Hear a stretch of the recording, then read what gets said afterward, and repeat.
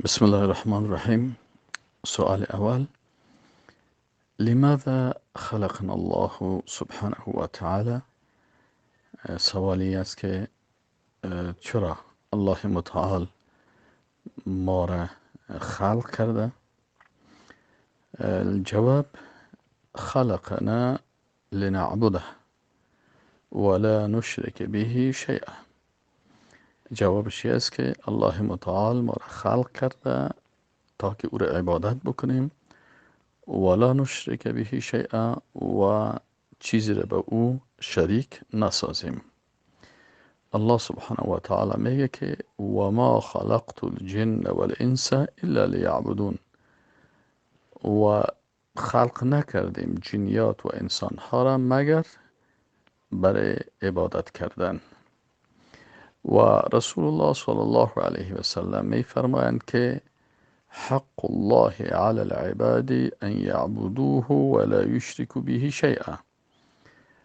حق الله متعال بر بنده هایی است که او را عبادت بکنند و چیزی را به الله شریک نسازند. متفق علیه.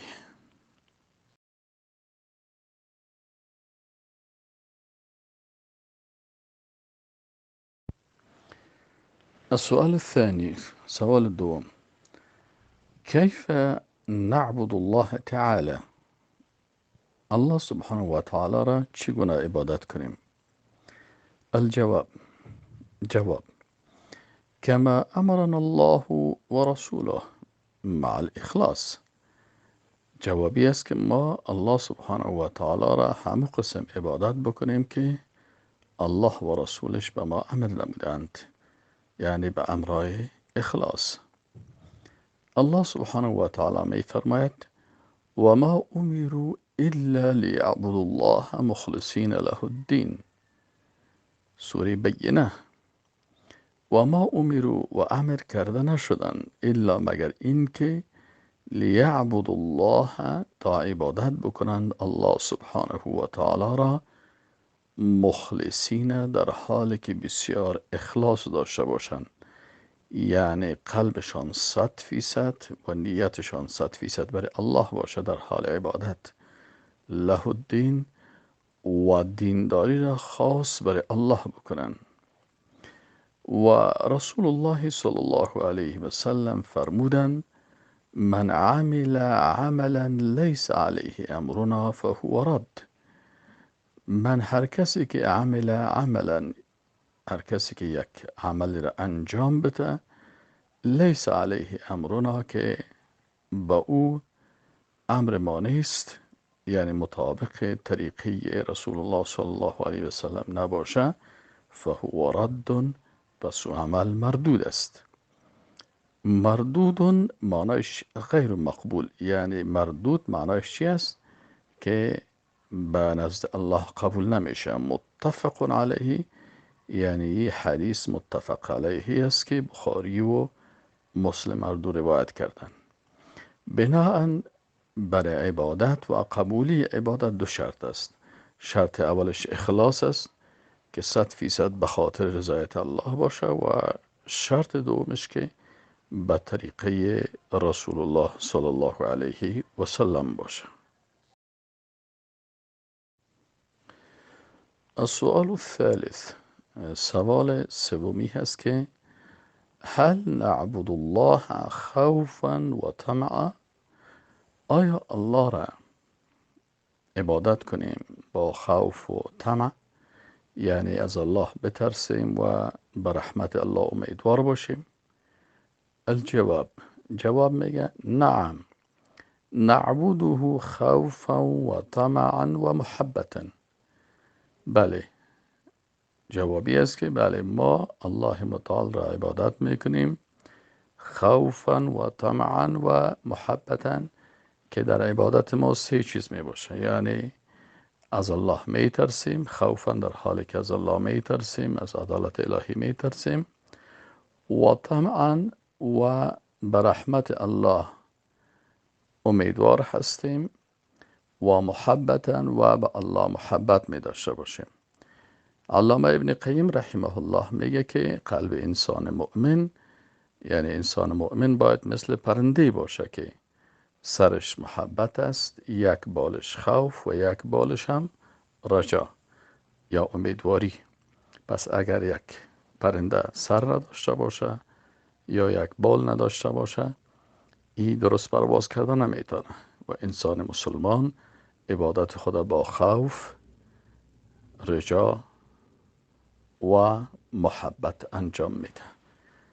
ارزش خاص برای الله میکنه.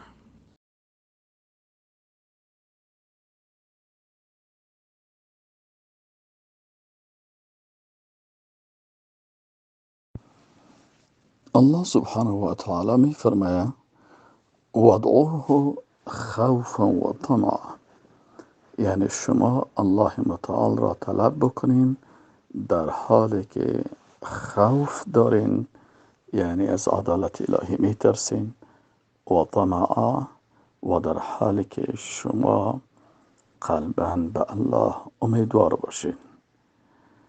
و رسول الله صلی الله علیه و سلم فرمودن اسأل الله الجنه و اعوذ به من النار.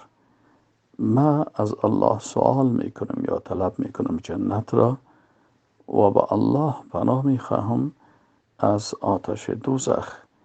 یعنی به جنت الهی طمع دارن و از آتش و دوزخ الهی در خوف می باشند.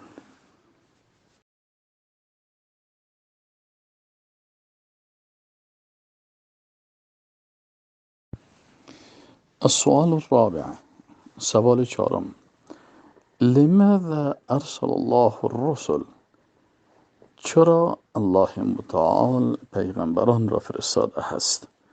الجواب، جوابشان لدعوت الناس للتوحید و اجتناب الشرك، بخاطر دعوت مردم به توحید و اجتنابشان از شرک. یعنی الله متعال پیغمبران علیهم السلام را فرستاد تا مردم از شرک دوری بکنن و به عقیده توحید معتقد شوند. الله متعال می فرماید ولقد بعثنا فی کل امت رسولا، و یقینا که ما مبعوث کردیم یعنی فرستادیم در هر امت پیغمبری را ان اعبدوا الله و اجتنبوا الطاغوت، که شما عبادت الله را بکنین و از طاغوت یعنی از شیطان های انسانی و جنی که دعوای الوهیت میکنند از آنها اجتناب ورزید. و رسول الله صلی الله علیه و سلم فرمودند الانبیاء اخوه، پیامبران همه برادرانند، یعنی برادران دینی اند، و دینهم واحد، و دین همهشان یکی هست. ای کل الرسل دعوا الى التوحید، یعنی تمامی پیغمبران مردم را به توحید یعنی وحدانیت الله متعال دعوت نمودند.